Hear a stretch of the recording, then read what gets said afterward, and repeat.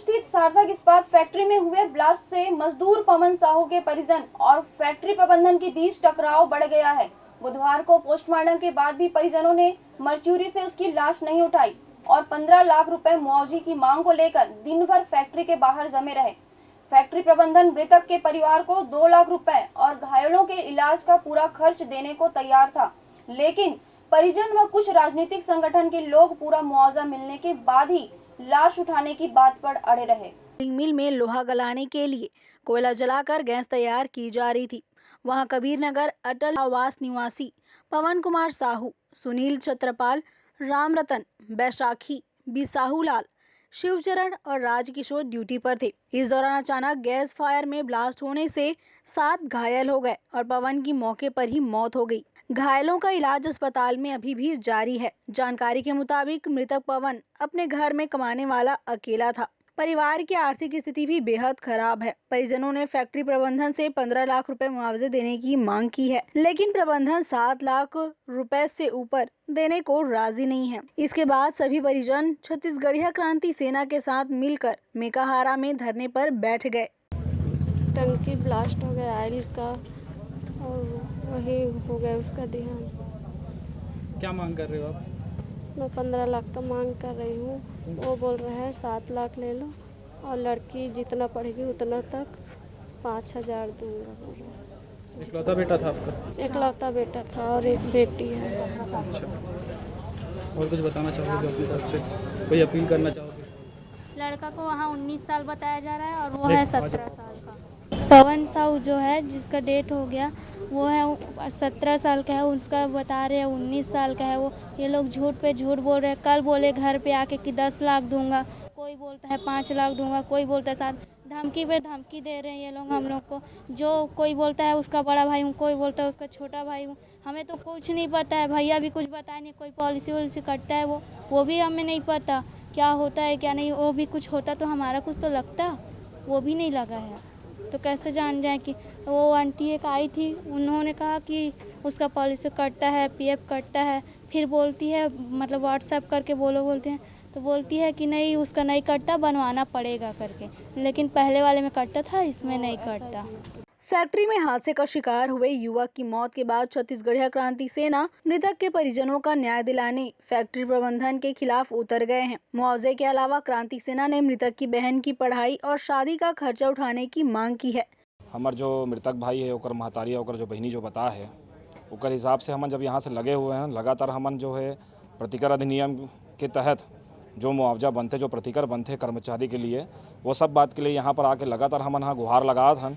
लेकिन कंपनी प्रबंधन जो है अपन अड़ियल रवैया से मानव जीवन ला जो मनुष्य के जीवन है ओकर कीमत ला जो है बहुत कम आकत है। वो जो प्रतिकर के जो अधिनियम है ओकर तहत भी बात नहीं करत रही से। कल जब आई से वो है तो 2 लाख ले लो। फिर आज जब हम लगातार 2 दिन के यहाँ पर धरना में बैठे हैं तब वो 7 लाख के बात करत है। यहाँ पर पूरा ब्यूरोक्रेसी भी जो है औद्योगिक जगत से मिले हुए है। ब्यूरोक्रेसी के भी जो बात हुआ रही से वो भी हमारा कुछ समझ नहीं आत रही से। लड़का जो है वहाँ पर 1 साल से काम करत है, जबकि औद्योगिक अधिनियम के तहत में जैसे ही एक कोई कंपनी जहाँ पर 10 से अधिक एम्प्लॉई है वहाँ पर अगर कोई भी नया कर्मचारी या कोई कर्मचारी जाते तो अगर पहली दिन से ही ओकर पीएफ और ईएसआईसी कटना चालू हो जाते।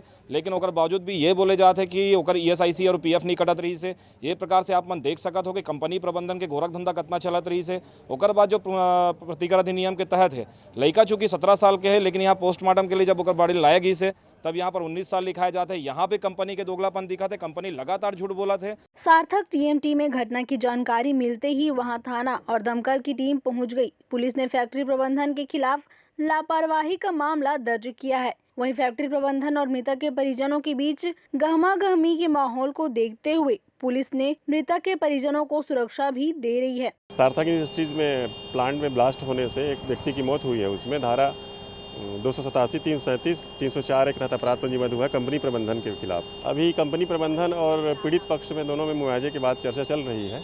अभी दोनों पक्षों को सुरक्षा दिया जा रहा है। पूरे मामले में द न्यूज ने फैक्ट्री प्रबंधन से भी बात करनी चाहिए, लेकिन डायरेक्टर नितिन गर्ग ने संपर्क करने से मना कर दिया। वहीं उनके बेटे सचिन गर्ग ने फोन तक नहीं उठाया। द न्यूज की टीम जब सीधे फैक्ट्री पहुंची तो लापरवाही का एक और नजारा देखने को मिला। महज 15 से 16 साल का बच्चा गार्ड की नौकरी करता दिखाई दिया। हमारी टीम जब फैक्ट्री के अंदर एंट्री करने लगी तो साथ ही सिक्योरिटी गार्ड ने उसे वहां से हटा दिया। इतना ही नहीं, कागजों में उसकी उम्र 19 साल बताई गई है, लेकिन बच्चा अभी भी नाबालिग है। कल दोपहर 12 बजे करीबन सार्थक टीएनटी में एक बड़ा हादसा हो गया जिसमें 7 लोग घायल और एक की मौत भी बताई जा रही है। इस वक्त हम लोग मौजूद है सार्थक टीएनटी के ऑफिस फैक्ट्री के बाहर। मैं आपको दिखा दूँ सीधे तौर पे तस्वीरों पे कि यहाँ पे सार्थक टीएनटी के बाहर हैं। हम लोग ने कल के मुद्दे के बाद से लगातार डायरेक्टर नितिन गर्ग से बात करने की कोशिश की, लेकिन उनके द्वारा किसी प्रकार की संपर्क नहीं हो पाया। उसके बाद हमने उनके बेटे सचिन गर्ग से बात करने की कोशिश की, लेकिन उन्होंने भी द न्यूज़ का कॉल नहीं उठाया।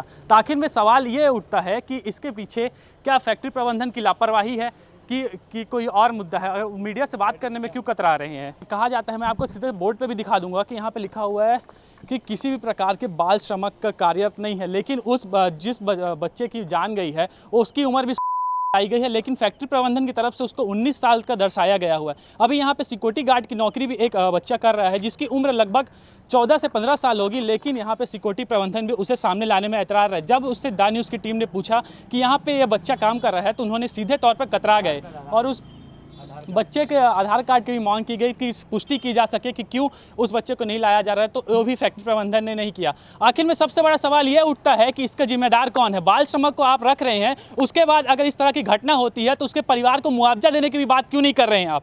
द न्यूज़ पूछ रहा है फैक्ट्री प्रबंधन से क्या मामला है। कैमरा पर्सन तारकेश्वर साहू के साथ रोहित मिश्रा, द न्यूज़ रायपुर।